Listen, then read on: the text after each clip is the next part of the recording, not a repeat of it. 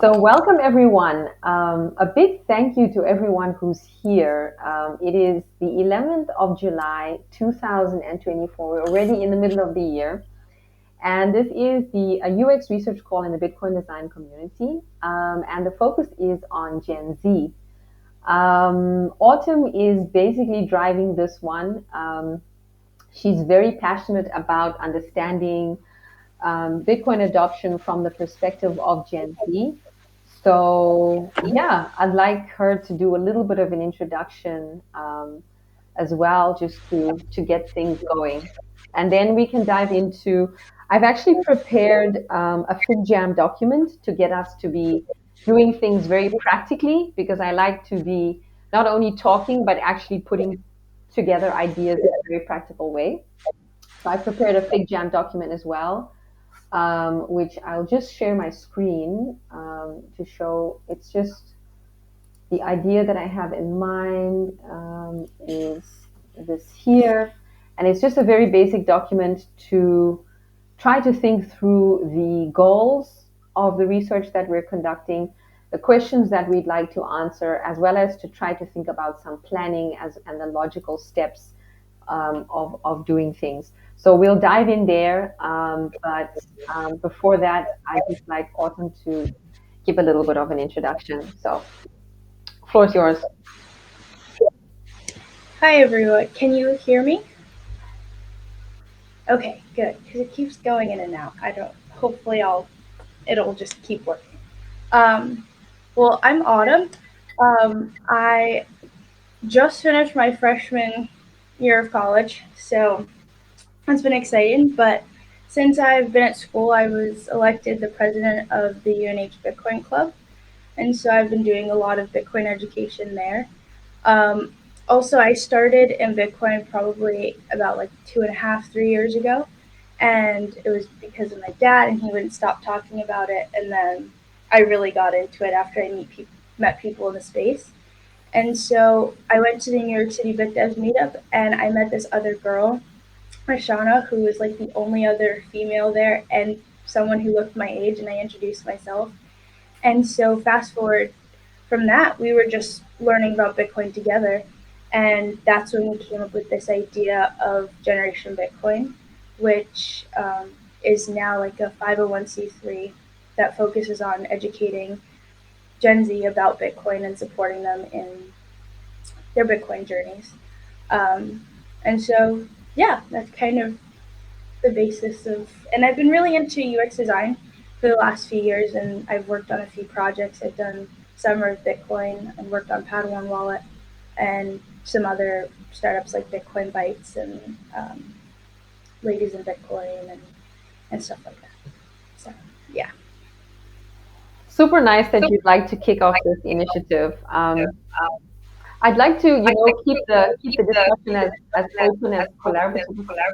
Is my voice echoing from everyone, or is it just me? Yeah, it's echoing. Is it echoing? Okay, now testing one, two. It's good. It's fixed. Okay. Um, so yeah, just keep the discussion as open as possible. I think no one is the expert. We're all here to learn. So feel free to jump in and speak and ask questions at any point. Yeah, would everyone like to do maybe a quick round of introductions before we dive in?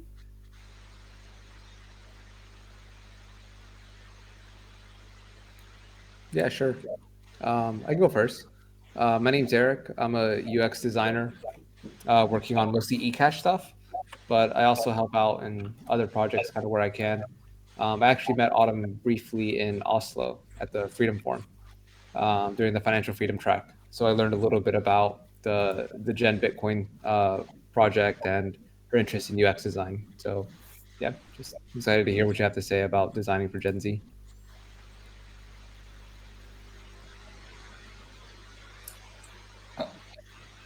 Should I go next? All right, I'm Dave Birnbaum. I lead product and marketing for a company called Coinbits. Coinbits is the oldest Bitcoin-only exchange. Our first feature was roundups, sort of like Acorns, where you can round up your spare change and save in Bitcoin. And now we're more of a personal financial management app for Bitcoiners. So we do the exchange. We also give you insights about your spending. Right now, it's just a web app, not a native mobile app, but it is responsive and runs well on mobile as well. Been at the company about 2 years. I have a design background. I worked in Silicon Valley leading UX teams and product teams for a very long time in interactive technology, not in Bitcoin. And I transitioned to Bitcoin about 3 years ago. So still actually learning every day. And it's really fascinating seeing the overlap with interactive technology and media and fintech and not overlap. Like there's some things that just simply don't overlap at all. And I guess what I could bring to this conversation today is, well, one thing that comes to mind is I wrote a piece for Bitcoin Magazine a couple of years ago about Gen Z actually in Bitcoin, and it was more of like a cheerleading, like call to action type of a thing instead of anything insightful from a design perspective. But I thought that might be interesting to share, so I'll share that link with you guys. And then we have. I was hoping to have good news for you guys that the personas article would be published in Bitcoin Magazine already. I think it's still coming out this week, although with all the news, I don't know if it's still going to be published this week. But I just pinged my contact over there, and so there will be this persona article as well. We created these user personas, and none of them are Gen Z actually. And so I think that's like that just is because there's certain people we talk to who use our app. So I just, I really perceive a huge difference in Gen Z versus millennials when it comes to Bitcoin, and I'm still trying to learn and consider it like really an unsolved product and design problem, and even marketing. So very curious to hear, Autumn, your perspectives on that, and everyone else. Amazing. Thank you for being here, Dave. Yeah, of course. Thank you for having me. Okay, I'm Christoph, UX designer, doing all kinds of different things in Bitcoin. For the purpose of this call, I was just trying to pull up this chart here, because I'm like, what are the different generations? I don't even know. And so for this call, I guess I'm at the very tail end of Gen X. So I represent that group. And I have a Gen Z son. So I have secondhand information.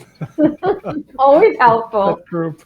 Always helpful. I know some of the memes and stuff, and he gets his allowance in Bitcoin for a few years now. And I know what some of his friends think about it, but that's about it. Good. You have a live test case living in your home. Good stuff. I have a couple also. Good. Paper slide, yeah, so. Yeah, can you hear me? Yep. Yeah, so I go by Paper in the community. I am fairly new to UI UX. It's been like 6 or 8 months now. And I was a content designer and copywriter. I've been working with Bitshala and have done a couple projects with the Bitcoin Dev project. It will be coming out soon, the new one, Bitcoin Search. So excited about that. And today I'm mostly here to learn about the research that you guys are able to conduct. The city I am in, Bangalore, India, it has a lot of Gen Z entrepreneurs, and it has been difficult talking about Bitcoin to them. So yeah, hoping to learn, and I would love to learn more about Autumn's project, like for Gen Z education. So yeah, Good thank stuff. you for having me. Thank you for being here.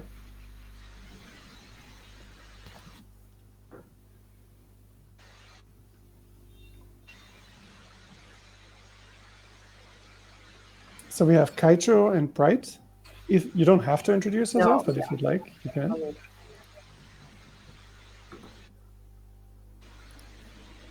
Hello, guys. I'm Taika. I live in China. I'm working on a hardware wallet. I will send the link later in the chat. I learned the I think,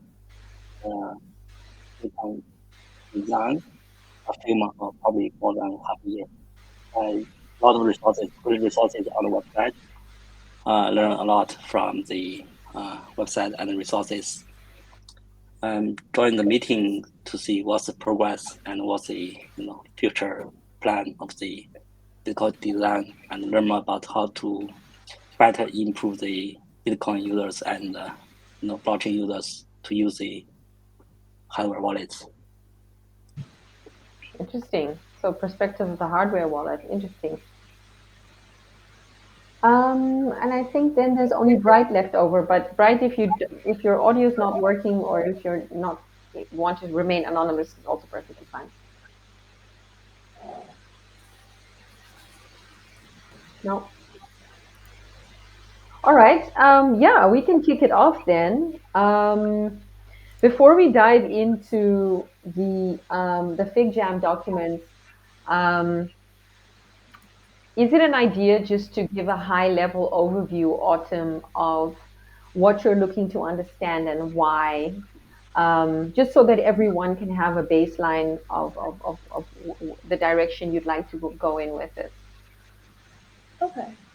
Um, yeah, so I would say that since I started in Bitcoin and just got interested in learning about it, I knew that I was always interested in Bitcoin education when it comes to Gen Z, because that's like a big portion of the demographic of Bitcoiners that don't really get involved as much or don't know how.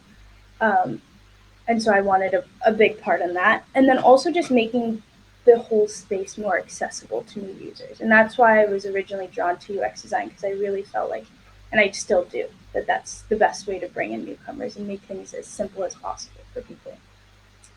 Um, and so last semester, when I started the meetups at my university, I was kind of just assuming, like, I knew that there was a problem with the money, and I knew that our generation was going to hit a lot of bumps. And I felt like it was my purpose to tell them what that was, and that there's hope, and that if you go into Bitcoin, these are all the solutions that could help you.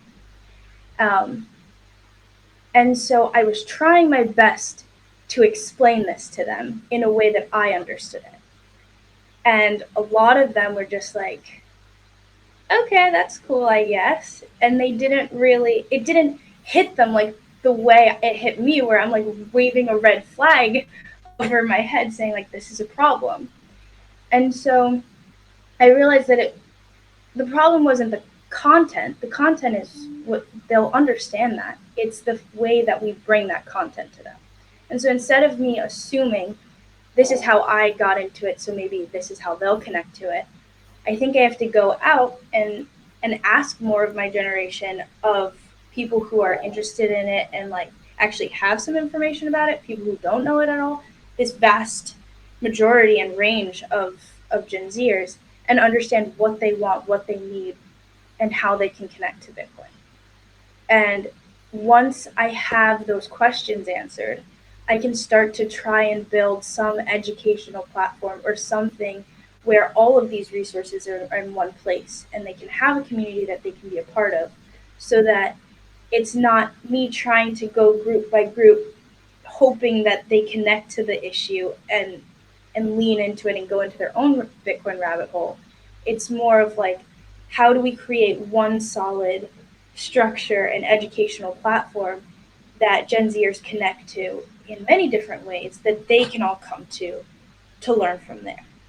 Um, and so that's kind of my original idea, and I wrote this proposal of kind of like a way for people to use the skills that they already have. Like if you're a coder and you're studying that in university, how can you apply that to Bitcoin? And I know that Trust and other places are doing things like that.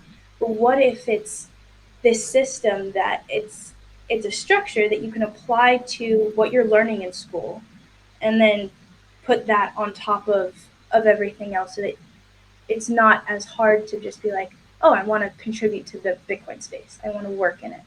And so the two main things I want to get into are, one, how do we best educate Gen Z about the problems and about what they're interested in? And then the second is, how do we help them go on career paths for Bitcoin? What makes them feel like they can't just dive into it? What makes them feel like they can? what are they looking for in all of these different aspects. And so it's a lot of why questions and how and do they know this and do they know that. And so I wrote out like a ton of questions within these three categories, kind of like a background information, an educational aspect, and then a career aspect. And hopefully, if once this research is done, I can have some questions answered and then create this educational thing that I hopefully will be really helpful for Gen Z and the adoption of Bitcoin within Gen Z. Amazing. Does anyone have any questions or anything to add with that? Thank you so much. You've really been crunching on this, Autumn. And Autumn and I met in Oslo. We happened to sit next to each other at the Oslo Freedom Forum and listen to one of the presentations, and then we started talking. And she says, Mo, I want to get back into the space again. And then she just lit up and she said, this is what I want to do. And I said, let's make it happen. So it's so nice to actually be here on this call and hear you share everything that you've been crunching. I'm really excited that all of you guys are here because it's a great conversation to have. And this is like the idea that's been keeping me up at night, and I've been constantly thinking about it and writing about it. And I realized that in order for something to really come to life, you need people to work on it together and discuss it, because I only have one view on it. And so I'm really happy that we can have this discussion and do this all together.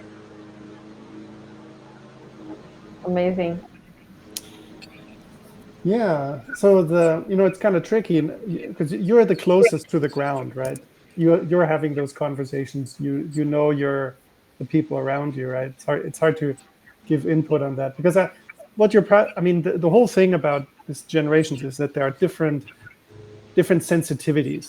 There are different needs and problems and ways about thinking about the world that people have, and that's probably the one that you're the most closest in tune with.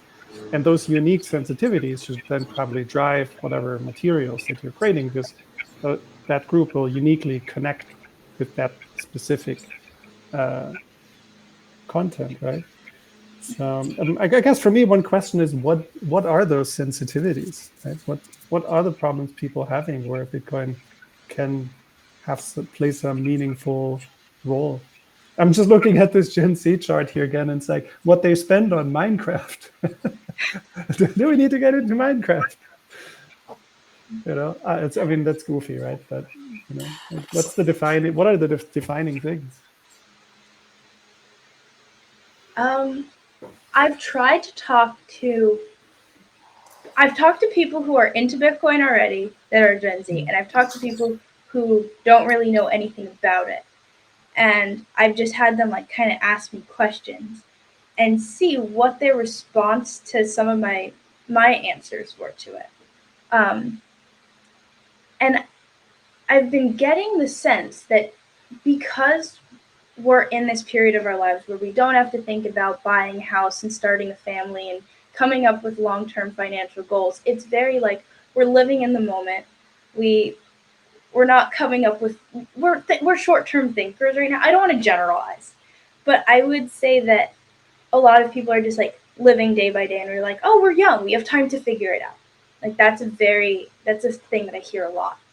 And because of that, a lot of Gen Zers gravitate towards cryptos because they're just like, I just want to 10x my money. I want to do this, and I'm young, and I'll take the risk. And it's just like, but if you have a sure thing, why wouldn't you just go with the safest bet? And why would you want to take that risk? Like, even if you're young, like it just doesn't make sense to me. And so that's been like the hardest part of trying to get this across, because I think a lot of people don't think about it in the long-term time frame. People right now are thinking in short term because they really only have to look out for themselves, which is very fair. That's just where they are in their lives. And so that's what I'm really interested in. What is the best hook for Gen Z? Hey, Anna. What makes them think like, oh, I relate to this problem and I should buy Bitcoin? So you mentioned that's very interesting. I have a question about that. So I've seen data, it's kind of all over the place, but probably the estimation is maybe 25% of Americans own crypto. And of those people, 70% of them own Bitcoin. So that puts us around 15, 17% of Americans. And by the way, I apologize for the people who are international. My business is totally focused on the US, so these are the numbers that are floating through my head. But so you mentioned that they're into crypto, and that makes perfect sense. And I'm wondering, do they also own a little bit of Bitcoin? Do they shun it? Is it like an attitude of like, that's the lame orange coin of my parents and I want the cool new one? Or is it like, yeah, I have a little bit of Bitcoin and a little bit of crypto and I rotate in and out of it? Or like, how do they think about that?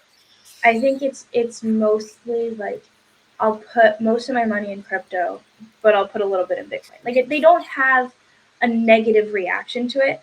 It's not like Bitcoin is Facebook and cryptos are like Snapchat and Instagram.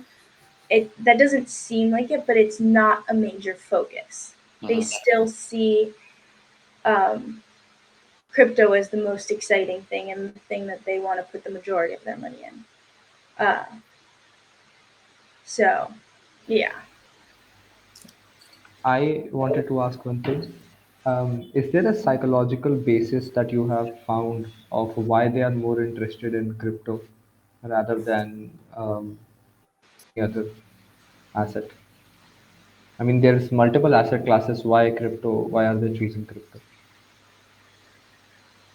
I've come up with a hypothesis, and I can't say that this is exactly the reason. Um, but one thing that I've realized is when I talk to people my age, they know that something's not quite right with the money. Like they know that they're working really hard for their money, and they're doing what the traditional sense of like you work really hard, you save your money, you invest some of it, and you should be good to enjoy your life and buy the things that you want to. But they're like, something's not working. Like I'm following the structure that I'm supposed to be following, but something's not working. So they know something's wrong. And they see that everything's getting more pricey. So they're trying to just say, maybe I just have to try and find the best way to make the most money possible in this short time frame, and maybe that's the best way to keep ahead of what's happening. So it's kind of like going out on a last limb saying, I know that there's a problem, I don't really know what the solution is, but maybe if I just 7x my money, 10x my money, make all this cash, then maybe I'll have some way to stay ahead of it. And I mean, then that goes back to not really fully understanding the problem with fiat money in and of itself. So that's like a whole nother educational aspect that really needs to be taught to this generation. Because if you're putting your money in all of these assets that are fiat based, it's like it's almost the same thing. So that's why you need Bitcoin. Um, so that's just an idea I had about why they're going towards more cryptos, because it's a way that they can hopefully quickly make a lot of money, and maybe that's their escape plan because they're like, I don't know what else to do, I don't know what other solutions there are. um, but yeah, does anyone have any thoughts on that? Or I don't know, that was just one reason, because I was grappling with that question too, like, why are they going towards crypto opposed to Bitcoin? I think some of it might also be just like risk tolerance, like you said. They feel like they have time, Yeah. so taking the risk um, isn't something they're concerned about. It is kind of relieving to hear that they don't dismiss Bitcoin as like uncool or like boomer technology, or it's just not the. It sounds like it's just not the the shiny new thing, Yeah, right? Which it's is not as something. exciting. Say again. It's like not as exciting because Yeah, it's not as it's exciting. a Yeah. slow going asset, and so they, I guess that's not. And I guess to them, how do they define excitement? It's in like price swings, volatility. It's like the potential To make a lot of money. yeah. And I wonder Yeah. if they if like reputations have anything to do with like excitement with some of the other projects. They they have marketing arms, so they're able to get placement and celebrities and things like that. So I wonder how much that plays in a role with Bitcoin. That's non-existent, right? There's no real marketing person getting someone to shill or promote. Yeah, even like alliesthesia might play a role, right? So this tendency as humans to crave sensory stimuli that are different from what came before could be actually painful or pleasure, but you get tired of the same stimulus Mm. and you want a new one. And so you open your phone and you see a new icon and a new name and a new ticker.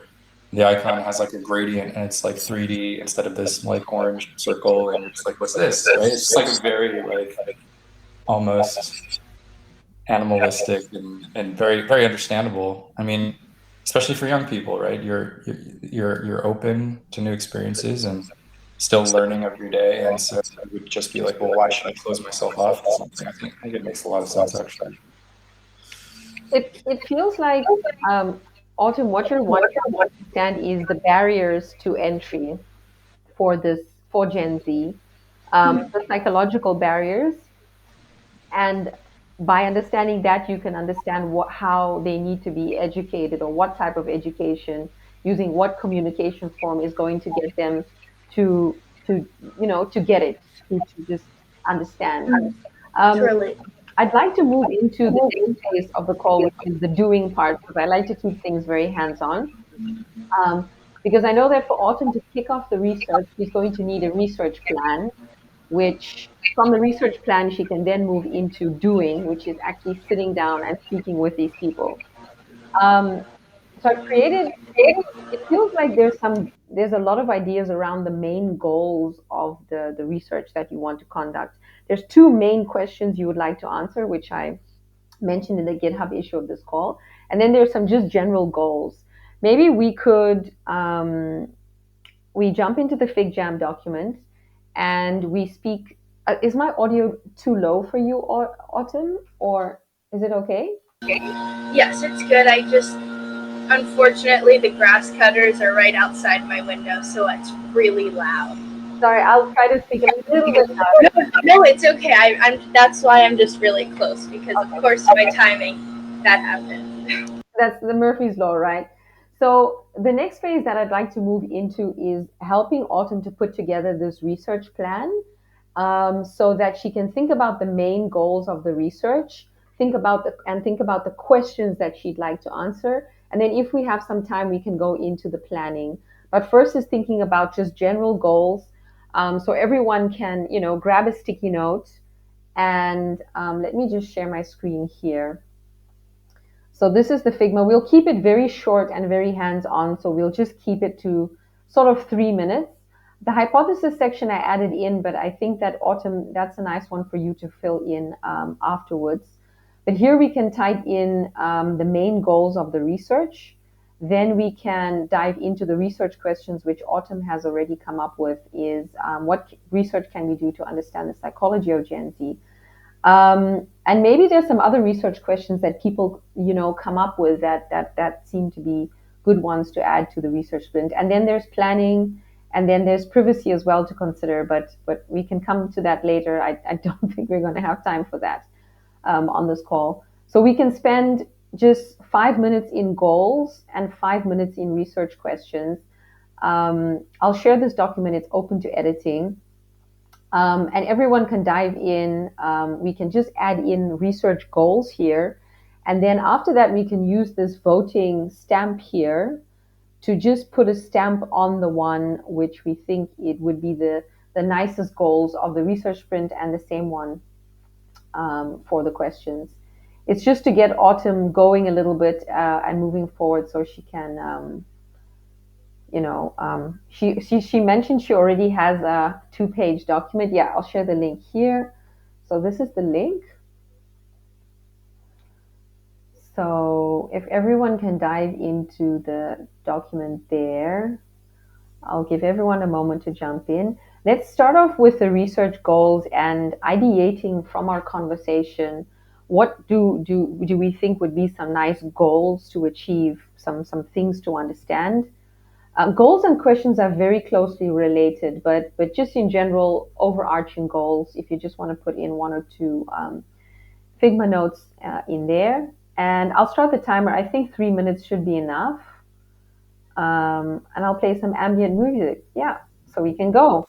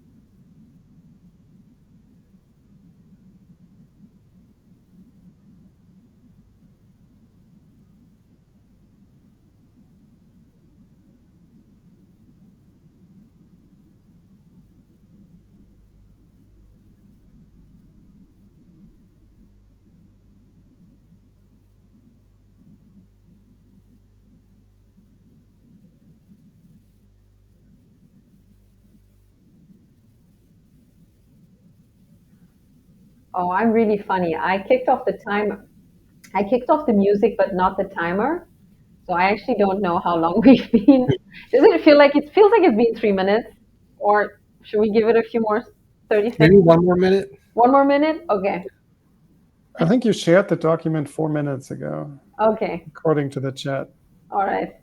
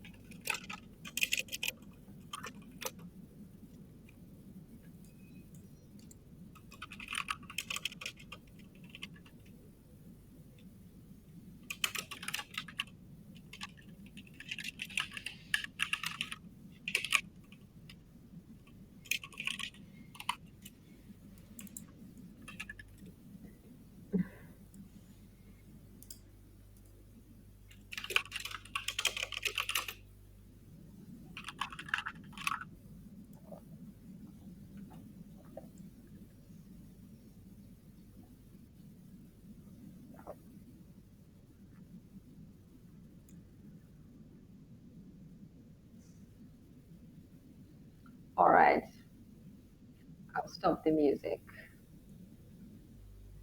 So there's lots of sticky notes. This looks so fun. I love all the colors of the sticky notes. This is proper real-time collaboration. Okay, so Christoph is busy is writing a note there, so I'll just let him finish off. No, go for it. I don't have it formulated in my head yet. Okay. So the next stage we can move into is just a little bit of prioritization. So helping to think, and I'm guessing, so some of the sticky notes are actually going to be connected to each other. So first, I would suggest take a moment to read through all of the sticky notes just in one go to get a high level overview of the different notes, because some of them will basically be reworded in a different format written by someone else. It's very possible. And then grab one of these stamps over here, and everyone can just have three votes. I think 3 votes, considering, yeah, everyone can have 3 votes and vote on this. Just place a sticker on the sticky note that you think would be a good goal to have for this research sprint, based on all of the information that Autumn shared. This time I'll actually turn the timer on. And yeah, first take a moment to read through, and then grab the stamp tool and put 3 votes on the ones that you think would be the best. So I'll just start the timer. Am I starting it? Yes, I actually started the timer. Okay.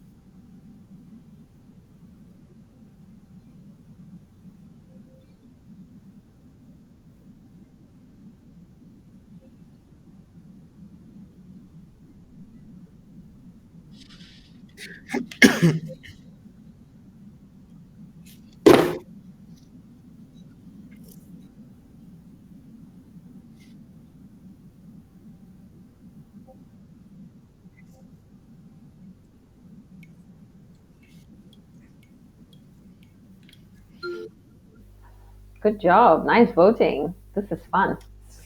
The music is pretty chill as well. So there's some clear votes there. I'm gonna grab the ones. I'm just gonna make a copy of this one here. And I'm just going to move it down to the bottom here. These were got a lot of votes here, and I'm going to grab this one and move that down to the bottom here. So that's two that are clearly high. And then there's this one as well. So there's three actually. So let's just grab that one as well. And let's just move it down here.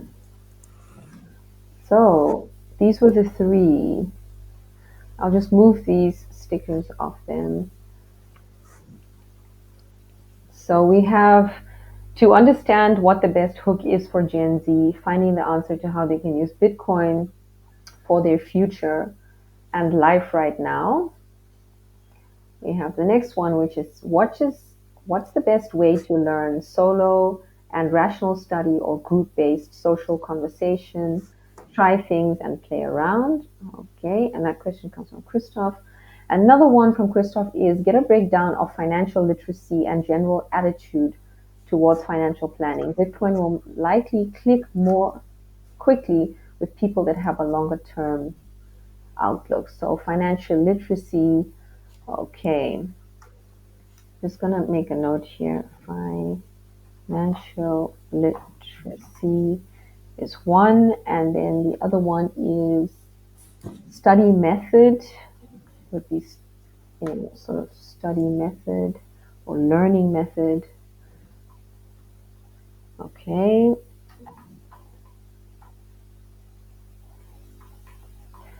And then the first one is,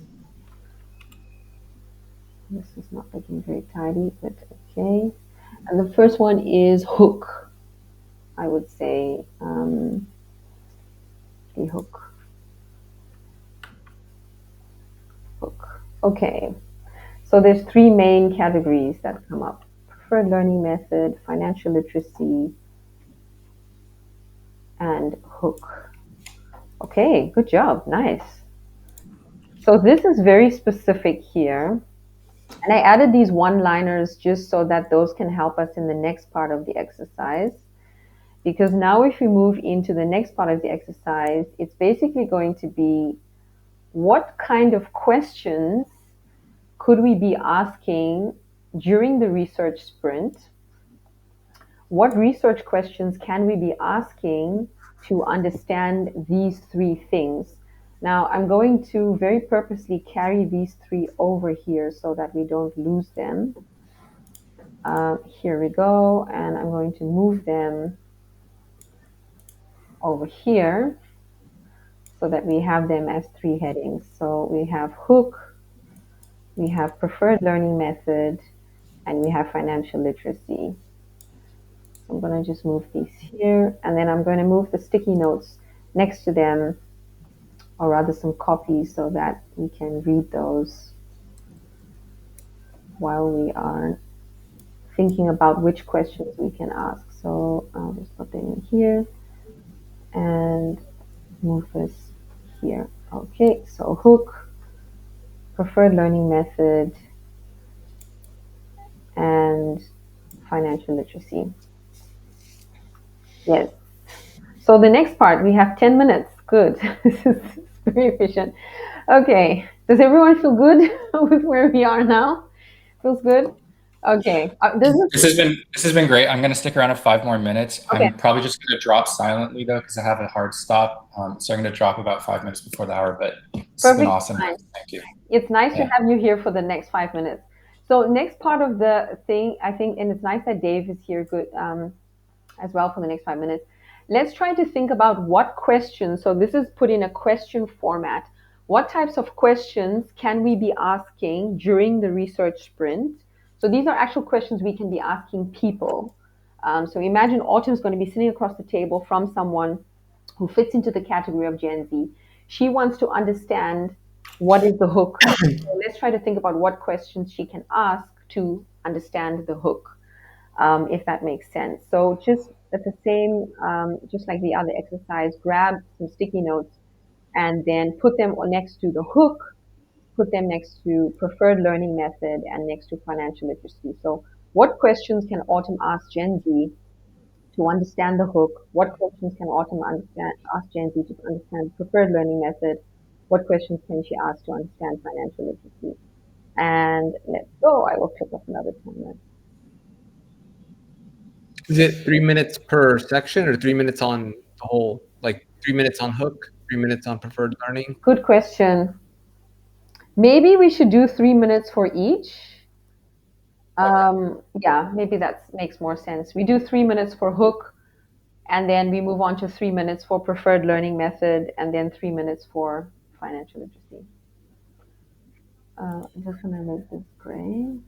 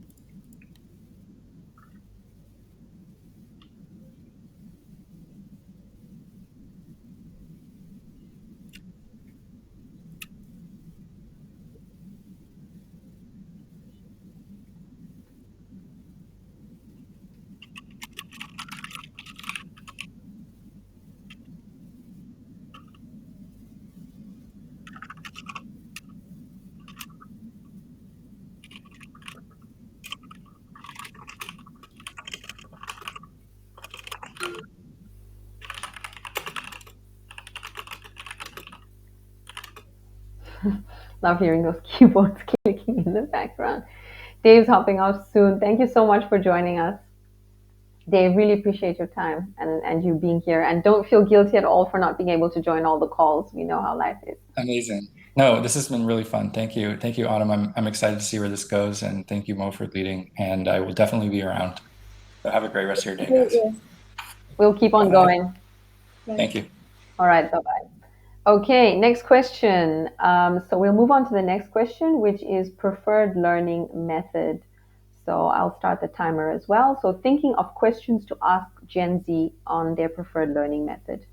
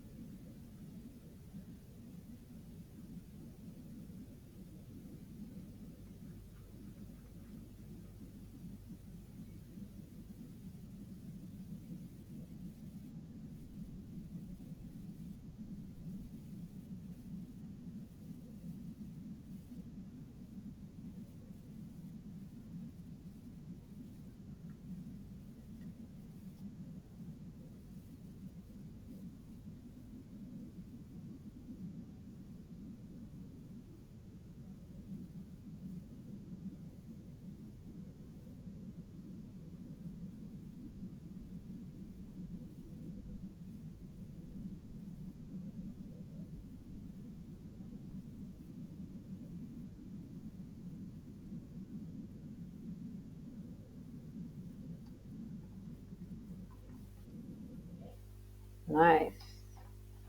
Just type finishing off this one.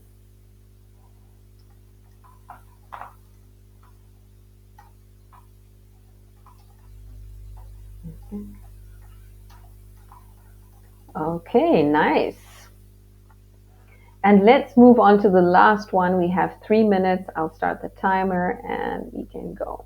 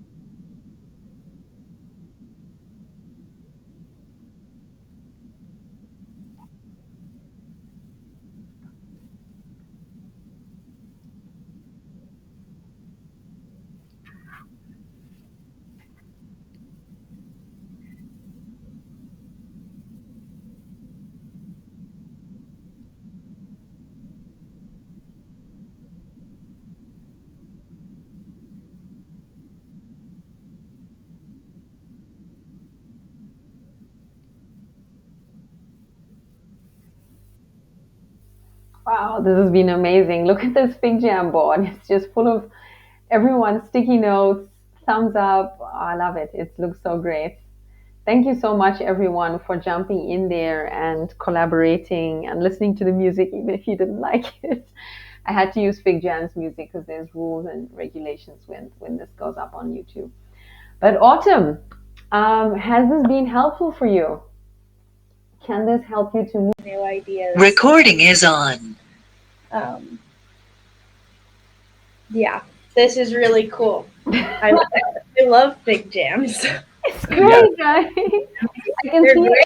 I can see how excited you are. You're probably just gonna stay in Fig Jam after the call and just carry on rolling with it. Probably. I probably will not move from this chair for a few hours. You do that. Was it a good session for everyone else as well? I think I like things to feel as collaborative as possible. And sometimes when we're just talking, I feel like we don't get granular enough. So that's why I like moving to Fig Jam.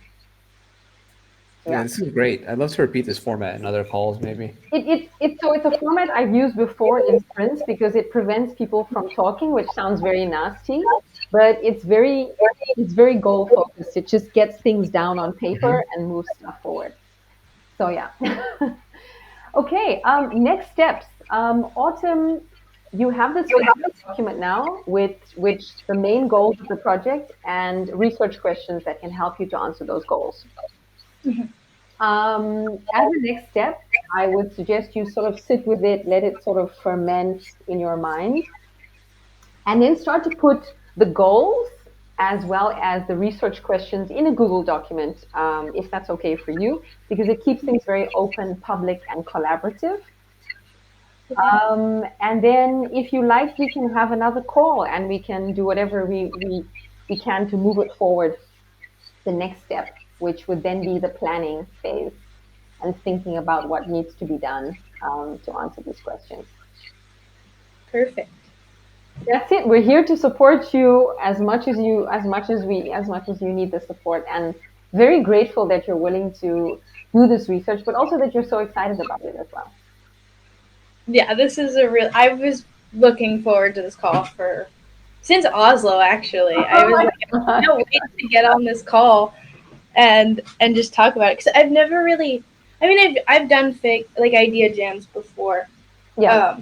But when it's like your own idea and you've been thinking about it for a while, it's really cool to get other people's input and actually like see other things that you haven't thought about, and also see what comes up that's the same that I've thought about. And yeah, I'm just really excited. I love it. Thank you guys for doing this with me. We're all here to support you, and it seems like everyone is enjoying it too. So, yeah, That's good. Super. So I'm going to be away for the next 3 weeks, but I think that's a good period for you to sort of sit, ferment with this, get it a bit more granular into a Google document, which is going to be your research plan.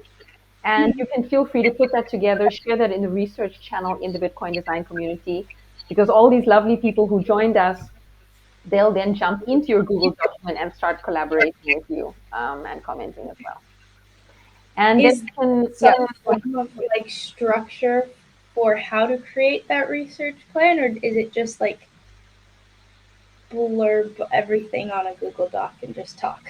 I'd like you to try first and do it your own way, in whichever way you think is the best. But I also share an example with you of one that's been done in the past. Perfect. Okay. Thank you. That would be very helpful. You can put that together. We're all here to help you, to collaborate with you, and to just have fun. And then we can set up another call a month from now, and we'll just keep on moving it forward. Okay. Perfect. Okay. This is so nice. Yeah, it really was. Thank you. I had so much fun. I could do this for another 2 hours. I love it. All right. Yeah. Would anyone like to say anything? And then I can in the recording as well. It was great. We should do that too for the education curriculum thing. Let's do it. That's a good idea. Love it. Let's do that. Let's do it. Let's do it. All right. Thank you, everyone, so much for joining the call. It was fun. It was fun. And also looking forward to seeing you spread your wings and fly and bring your research out into the ecosystem. Hopefully it will be helpful. That's the plan. You'll be fine. No doubt. All right. Thanks, everyone. Enjoy the rest of the day. Everyone. Thank you, everyone. Bye. Bye.